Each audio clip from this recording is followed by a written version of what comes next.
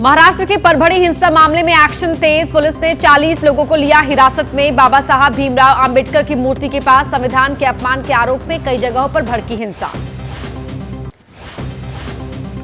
महाराष्ट्र के परभणी में संविधान के अपमान के आरोप में भड़की हिंसा। प्रदर्शनकारियों ने कई जगह आग लगाई। पुलिस ने भीड़ को कंट्रोल करने के लिए आंसू गैस के गोले दागे। परभणी मामले पर प्रकाश आंबेडकर का आया बयान। कहा, महाराष्ट्र के सीएम देवेंद्र फडणवीस से हुई उनकी बात। दलितों को हिरासत में लेने का किया विरोध। परभणी हिंसा पर उद्धव ठाकरे गुट के सांसद संजय राउत ने शांति बनाए रखने की अपील की। बोले, जब से महायुति की सरकार आई तो इस तरह की घटनाएं बढ़ गई। इंजीनियर अतुल सुभाष सुसाइड मामले की जांच तेज। आज जौनपुर पहुंच रही है बेंगलुरु के मराठा हल्ली थाने की टीम। सुसाइड मामले में अतुल के ससुराल वालों से हो सकती है पूछताछ।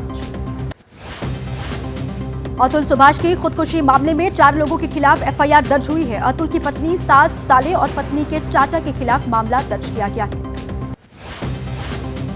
मृतक अतुल के परिजनों का बयान। कहा, इस बात का कोई अंदाजा नहीं था कि अतुल कभी सुसाइड जैसा कदम उठाएगा। मां बोली, उनके बेटे को बहुत ज्यादा टॉर्चर किया गया। इंजीनियर अतुल सुभाष के चचेरे भाई बजरंग अग्रवाल बोले, अतुल की पत्नी ने किए थे फर्जी केस। हम लोग चाहते हैं कि अतुल को इंसाफ मिले, दोषों के खिलाफ हो सख्त एक्शन।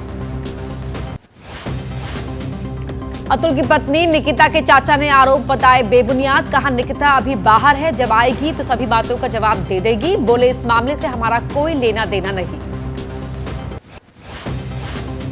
मुंबई में एक और बड़ा बस हादसा। सीएसटी स्टेशन के पास बस ने एक शख्स को टक्कर मारी। अस्पताल में इलाज के दौरान मौत की खबर। हादसे की जांच पड़ताल कर रही है पुलिस। मुंबई के कुर्ला में बस हादसे का नया सीसीटीवी फुटेज आया सामने। बस के अंदर लगे सीसीटीवी में कैद हुई थी घटना। हादसे के बाद बस में मौजूद यात्रियों में मच गई थी अफरा तफरी। गुरुग्राम के सेक्टर 37 में गोदाम में भीषण आग लगी। काफी मशक्कत के बाद फायर ब्रिगेड की टीम ने आग को बुझा लिया। एयर कंडीशनर वर्कशॉप में आग से लाखों का नुकसान हुआ। दिल्ली के शास्त्री पार्क इलाके में हादसा। बैंक्वेट हॉल में लगी आग। लोगों को सुरक्षित बाहर निकाला गया। घटना के वक्त शादी की तैयारी में जुटे थे लोग। जम्मू कश्मीर के बारामूला में जंगल में आग लगी। देखते ही देखते आग ने जंगल के बहुत बड़े हिस्से को अपनी जद में लिया। वन विभाग ने फायर ब्रिगेड की मदद से आग पर काबू पा लिया। गुजरात के राजकोट में नमकीन फैक्ट्री में लगी भीषण आग। आग लगने से कर्मचारियों में मची अफरा तफरी। मौके पर पहुंची फायर ब्रिगेड कर्मियों ने पाया आग पर काबू। लुधियाना में पावर ग्रिड में भीषण आग लगी। कई ट्रांसफार्मर और बिजली के तार जलकर राख हुए। घटना के बाद कई इलाकों की बत्ती गुल। शॉर्ट सर्किट से आग लगने की आशंका। दिल्ली एनसीआर में पड़ने लगी कड़ाके की ठंड। गाजियाबाद में सर्दी से बचने के लिए अलाव का सहारा ले रहे लोग। पिछले कुछ रोज में पारा गिरने से शीतलहर का सितम झेल रहे हैं लोग। दिल्ली में ठंड बढ़ने के साथ ही फुल होने लगे हैं रैन बसेरे। एम्स के पास बने रैन बसेरे में लगातार बढ़ रही है लोगों की संख्या। सर्दी से बचने के लिए लोग पहुंच रहे हैं रैन बसेरे। मध्य प्रदेश के ग्वालियर में सर्दी बढ़ते ही रैन बसेरों में बढ़ी लोगों की भीड़। बस स्टैंड और रेलवे स्टेशन के आसपास बने रैन बसेरों में लोगों की भीड़। ठंड से बचने के लिए पहुंच रहे हैं लोग। देश के कई राज्यों में आज भी बदला रहेगा मौसम। पहाड़ों में बर्फबारी की संभावना है। पंजाब, हरियाणा, राजस्थान और दिल्ली में जारी रहेगा शीतलहर का सितम। जम्मू कश्मीर के ऊंचाई वाले इलाकों में जारी है बर्फबारी का सिलसिला। सोनमर्ग में बिछ गई बर्फ की सफेद चादर। पहाड़ियों पर जमी बर्फ के कारण नजर आ रहा है स्वर्ग सा सुंदर नजारा। जम्मू कश्मीर के बांदीपोरा में जारी है बर्फबारी। राजधानी टॉप में हुई जमकर बर्फबारी। गुरेज रोड पर बर्फ जमने से आवाजाही में दिक्कत। जम्मू कश्मीर के गुलमर्ग में लगातार गिर रहा है पारा। तापमान गिरने से पेड़ों की टहनियों पर जम गई बर्फ। तापमान माइनस में जाने से जहां तहां पेड़ों पर बर्फ जमा हुई। टंकियों में भी जम गया पानी। बर्फबारी की खबर के बाद गुलमर्ग में जुटने लगे सैलानी। बर्फीली ढलानों पर स्कीइंग का लुत्फ उठा रहे हैं पर्यटक। रोपवे से ले रहे पहाड़ों की खूबसूरती का आनंद। जम्मू कश्मीर और लद्दाख में शीतलहर का सितम रहेगा जारी। अगले कुछ घंटों में न्यूनतम तापमान में और गिरावट का अनुमान। पर्यटकों को सावधानी के साथ सफर करने की हिदायत दी गई है। तमिलनाडु के कई हिस्सों में बुधवार को बदला रहेगा मौसम। चेंगलपट्टू शहर में हुई बारिश से गिरा पारा, सर्दी का सितम झेल रहे लोगों की मुश्किल बढ़ी। संसद में आज भी हंगामे के आसार। अडानी और सोरोस के मुद्दे पर सत्ता पक्ष और विपक्ष के बीच जारी है वार पलटवार। बीजेपी ने एक बार फिर सोरोस के बहाने राहुल पर किया कटाक्ष। लोकसभा में टीएमसी सांसद कल्याण बनर्जी के ज्योतिरादित्य सिंधिया पर दिए विवादास्पद बयान को लेकर आज बीजेपी कर सकती है हंगामा। कल बनर्जी की माफी को सिंधिया ने नामंजूर किया था। विवादित बयान पर सांसद कल्याण बनर्जी की सफाई। बोले, मैंने ऐसा किसी महिला के लिए नहीं कहा, सिंधिया के लिए ये बोला था, उनसे माफी भी मांग ली। अविश्वास प्रस्ताव पर मचे घमासान के बीच सभापति जगदीप धनखड़ का विपक्ष पर बड़ा हमला। उन्होंने कहा, कुछ ताकतें भारत की प्रगति को नहीं बचा पा रही हैं, देश को खंडित करने की साजिश की जा रही है। राज्यसभा के सभापति धनखड़ पर खड़गे का बड़ा आरोप। कहा, धनखड़ विपक्ष को मानते हैं विरोधी, खुद को बताते हैं आरएसएस का एकलव्य। लोकतंत्र बचाने के लिए दिया गया उनके खिलाफ नोटिस। संसदीय कार्य मंत्री का विपक्ष पर बड़ा हमला। सदन की गरिमा गिराने का आरोप लगाया। उन्होंने कहा कि सोरोस और सोनिया के बीच साठगांठ। केंद्रीय मंत्री किरेन रिजिजू के बयान पर कांग्रेस का पलटवार। प्रमोद तिवारी बोले, मोदी अडानी के नाम की ना हो चर्चा, इसलिए सोरोस का नाम ले रही है बीजेपी। विपक्ष के प्रदर्शन के दौरान संसद के बाहर राहुल गांधी के विरोध का दिखा अनोखा अंदाज। राजनाथ सिंह को भी तिरंगा और गुलाब देने की कोशिश की। वक्फ संशोधन विधेयक को लेकर जेपीसी की हुई बैठक। दारुल उलूम देवबंद के प्रतिनिधियों ने कमेटी के सामने रखी अपनी बात। सूत्रों के मुताबिक मौजूदा कानून में बदलाव का किया विरोध। केंद्रीय कैबिनेट की आज अहम बैठक होने वाली है। प्रधानमंत्री नरेंद्र मोदी करेंगे मीटिंग की अध्यक्षता। दोपहर 1 बजे संसद भवन परिसर में शुरू होगी बैठक। महाराष्ट्र में मंत्रिमंडल विस्तार को लेकर देर रात दिल्ली में अमित शाह के घर हुई बैठक। जेपी नड्डा, देवेंद्र फडणवीस रहे मौजूद। 14 दिसंबर को होगा कैबिनेट का विस्तार। महाराष्ट्र मंत्रिमंडल के विस्तार का फॉर्मूला लगभग तय है। सूत्रों के मुताबिक बीजेपी से 20, शिवसेना शिंदे गुट से 12 और अजित पवार की एनसीपी से 10 मंत्री बनेंगे। राहुल गांधी के आरोपों को वित्त मंत्री ने किया खारिज। कहा, यूपीए के जमाने में सत्ता में बैठे लोगों के करीबियों के लिए एटीएम की तरह थे सरकारी बैंक। राहुल ने कहा था, बैंक बने ताकतवर लोगों के निजी फाइनेंसर। देश में सीरिया जैसे हालात बनने वाले बयान पर संजय राउत की सफाई। का सीरिया में लोकतंत्र को खत्म करने, विपक्षी नेताओं को जेल में डालने की कोशिश की गई, इसलिए वहां ऐसे हालात बने। संजय राउत के बयान पर बीजेपी का हमला तेज। प्रवक्ता प्रदीप भंडारी बोले, हिंदुस्तान का विपक्ष देशद्रोही है, इसलिए ये सीरिया जैसी हालत देश के अंदर चाहता है। असम के मुख्यमंत्री हिमंता बिस्वा शर्मा का बड़ा बयान। एनआरसी के लिए आवेदन न करने वालों को आधार कार्ड नहीं देने की घोषणा की। वन नेशन वन इलेक्शन पर पूर्व राष्ट्रपति रामनाथ कोविंद बोले, देश के जीडीपी के लिए होगा बेहतर, सर्वसम्मति से इस बिल को करना चाहिए लागू। बीजेपी नेता सतीश पूनिया ने भी वन नेशन वन इलेक्शन लागू करने की वकालत की। उन्होंने कहा कि यह देश की जरूरत और डिमांड दोनों है।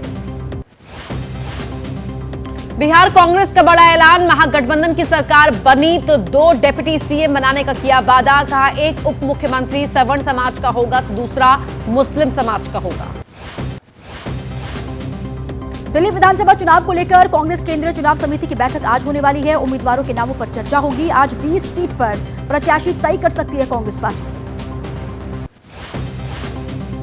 सूत्रों के हवाले से खबर, दिल्ली में पुराने चेहरों पर दांव लगा सकती है कांग्रेस। नई दिल्ली से अरविंद केजरीवाल के खिलाफ अलका लांबा को मैदान में उतारने की तैयारी। दिल्ली कांग्रेस अध्यक्ष देवेंद्र यादव को बादली से, पूर्व प्रदेश अध्यक्ष अनिल चौधरी को पटपड़गंज से और पूर्व मंत्री हारून यूसुफ को बल्लीमारान से टिकट दे सकती है कांग्रेस पार्टी। दिल्ली में कांग्रेस और आम आदमी पार्टी के बीच गठबंधन की चर्चा पर अरविंद केजरीवाल का बयान। बोले, कांग्रेस और आम आदमी पार्टी के बीच नहीं होगा गठबंधन, अपने दम पर लड़ेगी आम आदमी पार्टी चुनाव। दिल्ली चुनाव से पहले अरविंद केजरीवाल पहुंचे चुनाव आयोग। वोटर लिस्ट से हजारों लोगों के नाम काटे जाने की शिकायत की। बीजेपी पर लगाया दलितों, गरीबों के नाम कटवाने का आरोप। आम आदमी पार्टी में शामिल हुए समाजसेवी तरुण यादव और उनकी पार्षद पत्नी नजफगढ़ से पार्टी बना सकती है उम्मीदवार। संजय सिंह ने ज्वाइन कराई पार्टी। झारखंड के विधायक जयराम महतो का एक विवादित वीडियो आया सामने। फोन पर गिरिडीह के एक अधिकारी को पटक कर मारने की धमकी देते हुए सुने जा रहे हैं। यूपी के बुलंदशहर विधायक प्रदीप चौधरी के बिगड़े बोल, उद्योगपतियों और अधिकारियों की मौजूदगी में अपराधियों के खिलाफ पुलिस को बताया जल्लादी फोर्स। जम्मू में अवैध तरीके से रह रहे बांग्लादेश और म्यांमार के नागरिकों को लेकर प्रशासन बड़ा खुलासा करती हुई दिखाई दी। एनजीओ की मदद से प्रदेश में रोहिंग्या को बसाने का किया गया दावा। जम्मू पुलिस की जांच में खुलासा, म्यांमार के 160 नागरिकों ने जम्मू कश्मीर में बनाया आधार कार्ड। बांग्लादेश और म्यांमार से आए 170 लोगों ने शादी भी रचाई। रोहिंग्या मुसलमानों पर बीजेपी नेता शुभेंदु अधिकारी बोले, हम बंगाल में रोहिंग्या मुसलमानों से पीड़ित हैं। यहाँ लगभग 1 करोड़ रोहिंग्या मुसलमान हैं। वो ममता बनर्जी के वोट बैंक हैं। यूपी के गोरखपुर में बांग्लादेश के खिलाफ फूटा लोगों का गुस्सा। सड़क पर उतरकर हिंदुओं पर हो रहे जुल्म का विरोध किया गया। सरकार से दखल की मांग की। हिंदुओं पर हो रहे अत्याचार के खिलाफ केदार घाटी में उबाल, हिंदू संगठनों ने बांग्लादेश की यूनुस सरकार का पुतला फूका। बांग्लादेशी सामान के बहिष्कार की अपील भी की। बांग्लादेश की राजधानी ढाका में 17 जुलाई से खड़ी रेलगाड़ी मिताली एक्सप्रेस कड़ी सुरक्षा के बीच जलपाईगुड़ी स्टेशन पहुंची। हिंसा के बाद से वहां पर ट्रेन फंसी हुई थी। एलजी के आदेश पर दिल्ली पुलिस का एक्शन, बांग्लादेशी घुसपैठियों को खदेड़ने का काम शुरू। कालिंदी कुंज इलाके में घुसपैठियों की पहचान के लिए आधार कार्ड की पुलिस ने जांच की। संभल में अतिक्रमण के खिलाफ हुई कार्रवाई, बिजली विभाग ने पुलिस प्रशासन के साथ मिलकर की कार्रवाई।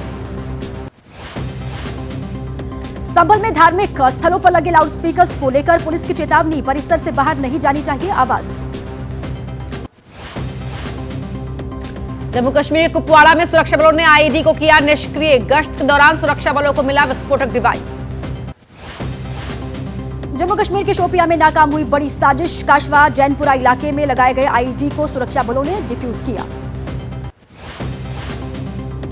छत्तीसगढ़ के बीजापुर में आईईडी विस्फोट में 2 जवान घायल, जंगल में सर्च पर निकले थे जवान।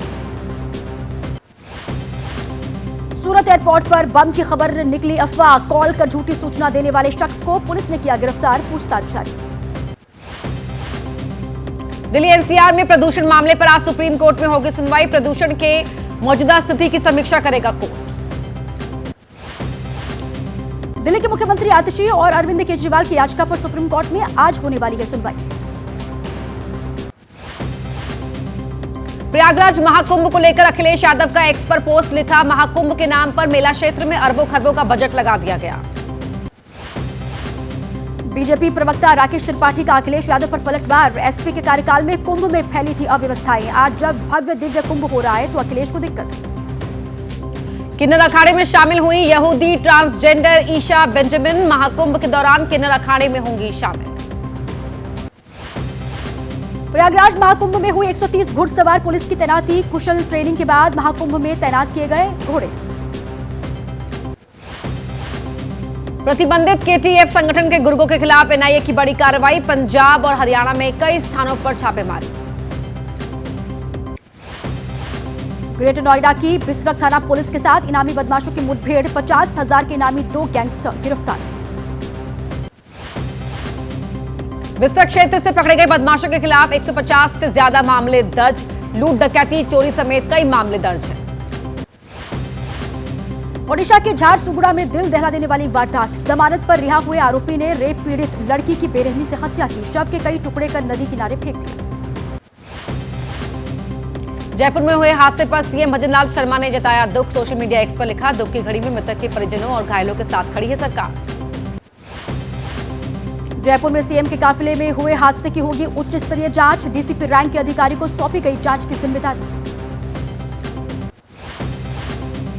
हैदराबाद में हिंदुस्तान पेट्रोलियम की टैंकर में लगी आग, पेट्रोल पंप पर खड़े टैंकर में अचानक लगी आग, वक्त रहते बुझा ली गई। राज कपूर की जन्म शताब्दी समारोह के लिए आमंत्रण देने पहुंचे कपूर परिवार का वीडियो पीएम ने साझा किया। राज कपूर को एक महान फिल्मकार पीएम ने बताया। मुंबई के महालक्ष्मी रेस कोर्स में शादी के बंधन में बंधी अनुराग कश्यप की बेटी आलिया कश्यप और शेन ग्रेगोयर, शादी की रस्मों की पहली तस्वीरें सोशल मीडिया पर हुई वायरल।